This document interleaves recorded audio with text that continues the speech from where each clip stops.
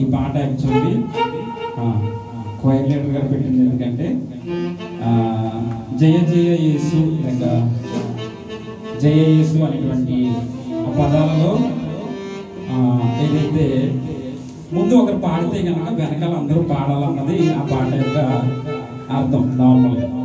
కానీ మా వాళ్ళు ఇంకా ఆపుదామంటే ఆపట్లేదు. ఇంకా సో టోటల్గా పూర్తి అయిపోయిన తర్వాత మళ్ళా ఒక్క చరణం 2 చరణాలు పాడదాం అనేసి నేను వెయిట్ చేస్తున్నాను. కాబట్టి ఫస్ట్ లైన్ ఒకరు చెప్పిన తర్వాత మిగిలిన వాళ్ళందరూ కూడా ఒక్కొక్కసారి అవసరమైతే కీబోర్డ్ ప్యాడ్స్ కూడా ఆపి జనాల్లో నుంచి అందరిలో నుంచి స్వరాలు పలకాలి. వాళ్ళు పాడుతున్నారు కదా అనేసి మనము అలా ఉండిపోకూడదు. వారి స్వరాలతో మన స్వరాలు కలపాలి. కాబట్టి మంచి సమయంలో ఫస్ట్ చరణము కీబోర్డ్ ప్యాడ్స్ ఆపి